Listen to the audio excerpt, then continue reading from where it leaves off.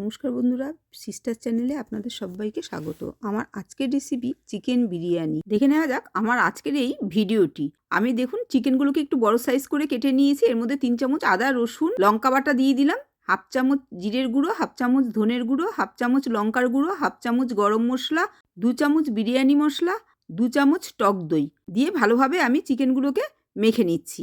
এই চিকেনের মধ্যে দিয়ে দিচ্ছি 1 মুঠো কুচিয়ে রাখা ধনেপাতা, 1 মুঠো কুচিয়ে রাখা পুদিনা পাতা দিয়ে আবারও ভালোভাবে মেখে আমি 30 মিনিটের জন্য রেখে দেব। এদিকে কতগুলো পেঁয়াজ নিয়ে নিয়েছি, পেঁয়াজগুলোকে ঠিক আমি এইভাবে সাইজ করে কেটে নিচ্ছি। 1.5 কেজি চিকেন, 750 গ্রাম চাল, এর জন্য আমি পেঁয়াজ নিয়েছি 750 গ্রাম। দেখুন পেঁয়াজগুলো সব আমার কাটা হয়ে গেছে। ওভেনে কড়াইতে একটু তেল আর একটু ঘি দিয়ে দিলাম। যেই গরম হয়ে যাবে এই সময় আমি পেঁয়াজগুলো সব দিয়ে দিচ্ছি। পেঁয়াজগুলোকে আমি একটু ভেজে নেব। পেঁয়াজ ভাজতে একটু সময় লাগে, এটা কিছুক্ষণ সময় ধরে আমি পেঁয়াজগুলোকে ভেজে নিয়েছি। তারপরে একটা ঝাঁঝরির মধ্যে পেঁয়াজগুলো সব তুললে তেলটাকে পুরো ঝরিয়ে নিচ্ছি। নিয়ে একটু চাপ দিলেই দেখবেন কতটা পরিমাণে তেলটা বেরিয়ে যায়। এবার আমি একটা টিস্যু পেপারের উপরে পেঁয়াজগুলোকে সব ছড়িয়ে দিলাম। এখান থেকে খানিকটা ভাজা পেঁয়াজ নিয়ে আমি চিকেনের মধ্যে দিয়ে একটু মেখে নেব। মাখা হয়ে গেছে, এবার কড়াইয়ের মধ্যে একটা একটা করে সব চিকেনগুলো আমি দিয়ে দিচ্ছি। দিয়ে একটু নেড়ে নিয়েই ঢাকা দিয়ে 3 থেকে 4 মিনিটের জন্য আমি এটা হতে দেব। 3-4 মিনিট পরে দেখুন কতটা জল বেরিয়েছে। আমি আবার একটু নেড়ে দিলাম।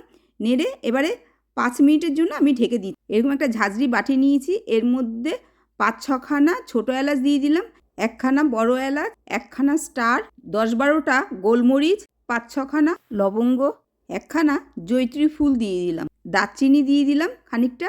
এপাশে কুচিয়ে রাখা ধনেপাতা আর কুচিয়ে রাখা পুদিনা পাতা দিয়ে ভালোভাবে আমি মুখটাকে আটকে দিচ্ছি। ওভেনে ভাতের জন্য জল বসিয়ে দিয়েছি, এর মধ্যে আমি এটা দিয়ে দিলাম।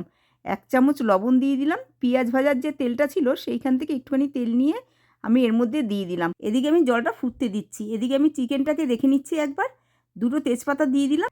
এবার ভালোভাবে একটু নেড়ে নিয়ে আবারও আমি ঢেকে 5 থেকে 6 মিনিটের জন্য রেখে দিচ্ছি। দেখুন 5-6 মিনিট পরে আমি এর মধ্যে আলুটা দিয়ে দিলাম।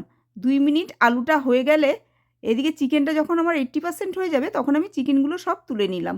নিয়ে আলুটাকে আবার 5 মিনিট আরও হতে দেব। এবার একটা ঢাকনা দিয়ে আমি ঢেকে দিচ্ছি। এবার 5-6 মিনিট পরে আলুটা একবার চেক করে নিচ্ছি। আলুটা আমার 80% সেদ্ধ হয়ে গেছে। আমি এবার গ্যাসের ওভেনটা বন্ধ করে দিচ্ছি। এদিকে দেখুন ভাতের জলটাও ফুটে গেছে।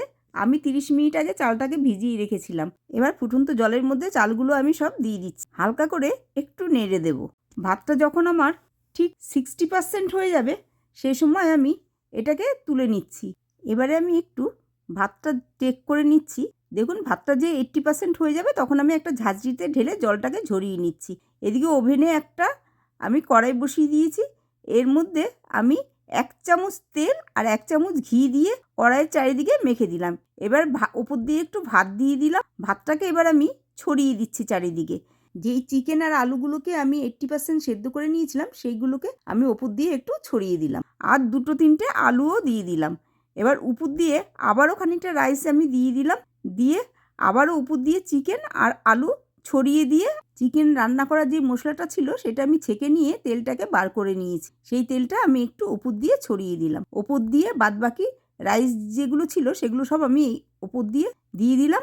পেঁয়াজ ভাজা দিয়ে দিলাম, বিরিয়ানি মশলা দিয়ে দিলাম। ওপর দিয়ে একটু ধনেপাতা আর পুদিনা পাতা ছড়িয়ে দিলাম। একটা বাটির মধ্যে গরম দুধ আর কেশর দিয়ে ভিজিয়ে রেখেছি। তার মধ্যে 1 চামচ গোলাপ জল, 2 চামচ কেওড়া জল দিয়েছিলাম। এটাও আমি ওপর দিয়ে ছড়িয়ে দিলাম। দিয়ে এবার আমার এয়ারটাইট ঢাকনাটা দিয়ে আমি এটা ঢেকে দেব। ঢেকে আমি প্রথমে হাই ফ্লেমে 5 মিনিট হতে দেব। তারপরে গ্যাসের ওভেনটা একদম লোতে রেখে 30 মিনিট আমি এটা হতে দেব। আপনাদের যদি এইরকম এয়ারটাইট পট না থাকে তাহলে আমার আগের ভিডিওতে কিভাবে আমি বিরিয়ানির পটটা ঢেকেছিলাম সেটা আপনারা অবশ্যই দেখে নেবেন। এবার ঢাকনাটা খুলে দেখে নিচ্ছি আমি একবার। আমার দেখুন বিরিয়ানিটা পারফেক্ট রেডি হয়ে গেছে। এবার আমি একটা থালাতে ঢেলে নিচ্ছি। কতটা ঝুরঝুরে হয়েছে দেখুন, রাইসগুলো পুরো ঝুরঝুরে হয়েছে আর এত সুন্দর গন্ধ বেরোচ্ছে। আমি এবার একটা প্লেটে নিয়ে পরিবেশন করব। একবার একটু চেক করে নিচ্ছি চিকেনটা কত নরম হয়ে গেছে আর রাইসটাও জাস্ট অসাধারণ হয়েছে খেতে। ভিডিওটা ভালো লাগলে লাইক, শেয়ার, কমেন্ট আর সাবস্ক্রাইব করার জন্য অনুরোধ রইল। বেল আইকনটা ক্লিক করে দেবেন। যখনই আমি নতুন কোনো ভিডিও পাঠাবো সবার আগে আপনাদের কাছে পৌঁছে যাবে। আপনারা সবাই ভালো থাকবেন, সুস্থ থাকবেন। ধন্যবাদ।